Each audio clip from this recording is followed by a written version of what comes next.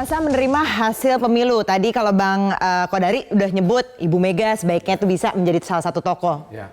Mbak Irma ngeliatnya bagaimana Mbak? Siapa yang kira-kira bisa merekatkan? Dulu ada Pak SBY. Saya kira seperti yang Bang Andi bilang, kita tadi ngobrol-ngobrol. Pak JK saya kira bagus juga karena sekarang kan sudah selesai Pak JK, dan Pak JK kan hubungannya juga dengan Pak Prabowo bagus, dengan Pak Jokowi apalagi gitu ya. Dan Pak JK selama masa kontestasi ini kan netral sekali ya, tidak menunjukkan keberpihakan, sehingga saya kira Pak JK jauh lebih pantas ya untuk, tapi tidak konfrontasi. Ya, lebih wise lah. Ya. Saya kira Pak JK atau Bu Mega bisa. Tokoh-tokoh bangsa seperti Pak JK, Ibu Mega, bahkan Pak Habibie kalau beliau masih mau untuk turun tangan ya untuk ini, karena butuh pendekatan mumpung bulan puasa, sehingga yang kalah bisa menerima, kemudian yang menang juga bisa mengayomi semua. Jadi tadi saya senang Pak Jokowi bilang bahwa dia akan menjadi presiden untuk 100% rakyat Indonesia. Bukan hanya yang mendukungnya, tapi dia juga presiden termasuk yang tidak mendukung dia. Termasuk yang tidak pergi memilih juga. Itu juga adalah rakyat yang menjadi yang harus dibangun, dimajukan, disejahterakan oleh Pak Jokowi sebagai Presiden RI. Iya, tapi kan nggak hanya parpol di sini, Bang. Ada kelompok-kelompok lain juga di luar itu. Betul. Nah, itu kalau itu gimana kalau gitu?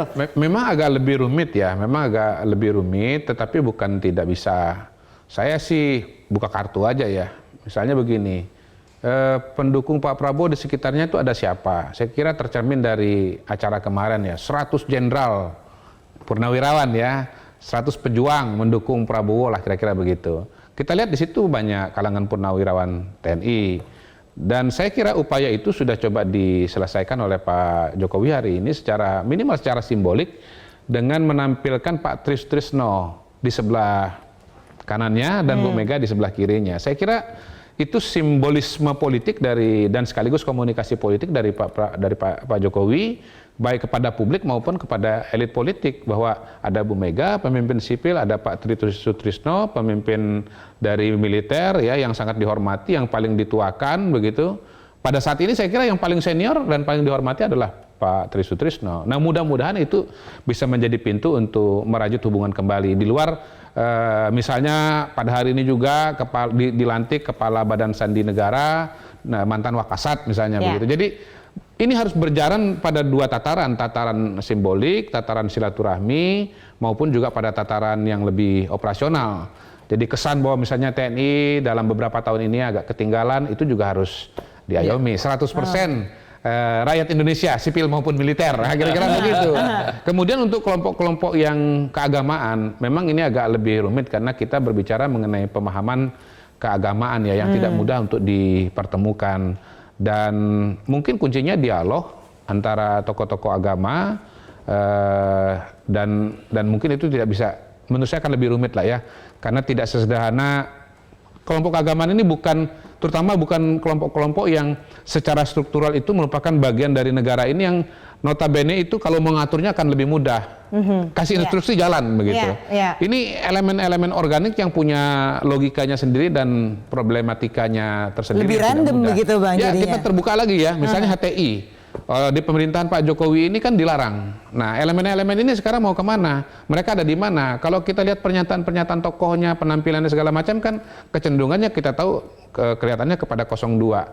Nah, ini perlu dipikirkan lebih jauh ya. Mungkin yang harus kita sebut pada hari ini bukan hanya tokoh-tokoh politik, tapi juga tokoh-tokoh agama secara luas. Nah, sementara itu pendekatan-pendekatan itu tetap saja kita proses di Mahkamah Konstitusi tetap jalan.